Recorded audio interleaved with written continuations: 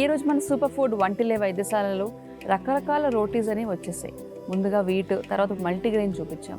ఈరోజు స్పెషల్గా మొక్కజొన్న పిండితో మక్కే రోటీ తయారు చేసుకునే విధానం ఏంటో చూద్దామండి. డాక్టర్ గారు, ఈ మక్కే రోటీ అనేది నార్త్లో చాలా ఫేమస్. మంచి సర్సోంకా సాగు పెట్టుకుని, అంటే ఆవాల ఆకులతో చేసిన కూరని పెట్టుకుని మంచి కాంబినేషన్లో తింటూ ఉంటారు. మరి మనం కూడా అలాగే మొక్కజొన్న పిండితో అసలు రోటీ ఎందుకు తినాలి, ఎలా మంచిది, అలాగే ఎలా తయారు చేసుకునే విధానం ఏంటి? బియ్యం కంటే కూడా మొక్కజొన్నలే ఫైబర్ ఎక్కువ, ప్రోటీన్ ఎక్కువ, కార్బోహైడ్రేట్స్ తక్కువ. అన్ని లాభాలు మొక్కజొన్నలో ఉంటాయి. కాకపోతే మనకి సాంప్రదాయబద్ధంగా ఏదో మొక్కజొన్నలు అంటే పశువులకి వేసేవని, అన్నం అంటే బియ్యం అంటే మనుషులు తినేవన్నట్టు అలవాటు అయిపోయింది. కానీ మొక్కజొన్న ప్రధాన ఆహారంగా మనం వంటల్లో వాడుకోవటం చాలా మంచిది. మొక్కజొన్న కండెలు కాల్చి తింటున్నాం, మొక్కజొన్న కండెలు ఉడకబెట్టి తింటున్నాం. అక్కడ మొక్కజొన్న అన్నం తిన్నట్లే మొక్కజొన్న పిండితో రొట్టి చేసుకుని మరి టేస్టీగా మన పద్ధతులు ఎలా చేసుకుంటే బాగున్నప్పుడు మనం మొక్కజొన్న రొట్టె తయారు చేయడానికి కావలసిన పదార్థాలు: మొక్కజొన్న పిండి 1 కప్పు, ఆడించిన గోధుమ పిండి 1/2 కప్పు, పుల్ల మజ్జిగ 1/2 కప్పు, పుదీనా 1/2 కప్పు, అల్లము తురుము 1 టీ స్పూను, పచ్చిమిరపకాయ ముక్కలు 1 టీ స్పూను, వాము 1 టీ స్పూను, మేగడ 1 టీ స్పూను, తేనె 1 టీ స్పూను, కొత్తిమీర కొద్దిగా. ముందుగా ఒక బౌల్ తీసేసుకుని మొక్కజొన్న పిండిని మనం అందులో వేసేసాం.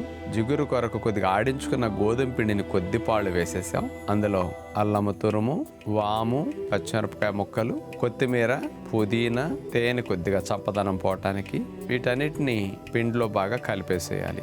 నీళ్లు పోసి పిండి కలపకుండా పుల్ల మజ్జిగతో పిండి మనం కలుపుకుంటున్నాం. ఈ రొట్టె కమ్మగా సాఫ్ట్గా ఉండటం కోసం కొద్దిగా మేగడ కలిపేసాం. ఈ మొక్కజొన్న పిండిని కలిపిన తర్వాత మూత పెట్టేసి ఒక 10-15 నిమిషాలు అట్టు పెడితే ఆ పిండి ఊరి సాఫ్ట్గా వస్తుంది. అలా సిద్ధం చేసుకున్న పిండిని పీట మీద వేసేసి మనకు కావలసినట్టుగా చెందు సైజు ఉండలుగా అట్లా చేసుకుంటాం. ఆ ఉండల్ని కర్రతో మనకు కావలసినట్టుగా పులకాల వల్ల అట్లా పల్చగా చేసుకోవాలి.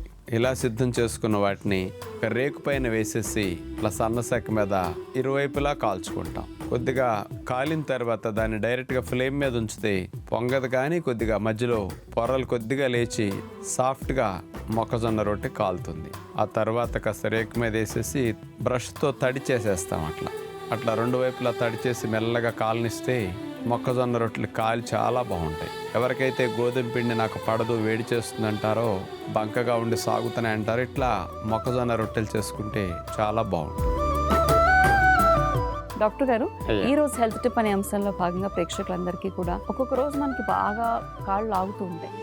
ఆ రోజు పని ఒత్తిడి ఎక్కువ అవ్వడం వల్ల, లేదంటే ప్రయాణాలు చేసి వచ్చినప్పుడు బాగా కాళ్ళ నొప్పులు వస్తూ ఉంటాయి కదా. అలా వచ్చినప్పుడు మనం ఇలా క్లినిక్ గట్ట వెళ్ళలేము, మసాజ్లు గట్ట చేయించుకోలేము. ఇంట్లోనే ఖర్చు తక్కువలో ఈ నొప్పులు ఎలా తగ్గించుకోవాలి? వేడి నీళ్ళల్లో పాదాలు పెట్టుకుంటే నొప్పులు తగ్గుతాయి అని పూర్వం రోజుల నుంచి మన తాత ముత్తాతల నుంచి ఆచరించిన చిట్కానమ్మా.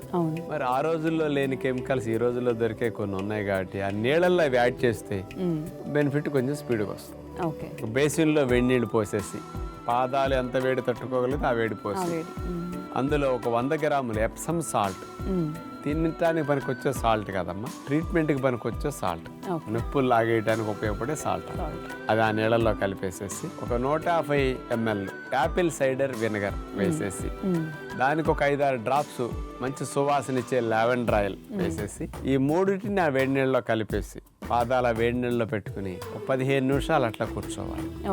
ఈ వేడి నీళ్ళలో పెట్టుకునేసరికి కాళ్ళల్లో వచ్చిన బడలికంతా లాగేస్తుంది, స్ట్రెస్ భలే బాగా తగ్గుతుంది, మంచిగా నిద్ర బాగా పడుతుంది. అంటే పాదాల నొప్పులు, కాళ్ళ నొప్పులు, పిక్కల నొప్పులు బ్రహ్మాండంగా తగ్గుతాయి అన్నమాట. అందుకని ఇట్లా పాద స్నానం చేయటం వల్ల మంచి రిలాక్సేషన్ కలిగి పడుకుని వెంటనే నిద్రలోకి జారుకోవడానికి ఇది ఒక మంచి ఉపశమనాన్ని ఇచ్చే ట్రీట్మెంట్ అని గుర్తుపెట్టుకోండి. ప్రకృతి ఆశ్రమాల్లో ఇలాంటి చికిత్సలన్నీ న్యాచురల్గా డ్రగ్స్ అవసరం లేకుండా ఇలాంటి హాని లేని విధంగా ప్రకృతి సిద్ధమైన చికిత్సలు అందిస్తుంటాం. అందుకని మీకు కూడా ఇట్లాంటివి చూపిస్తే ఇంట్లో చేసుకుంటారని మన ఆశ్రమంలో చేసేవన్నీ మీకు ఇట్లా అందించే ప్రయత్నం మేము చేస్తున్నాం.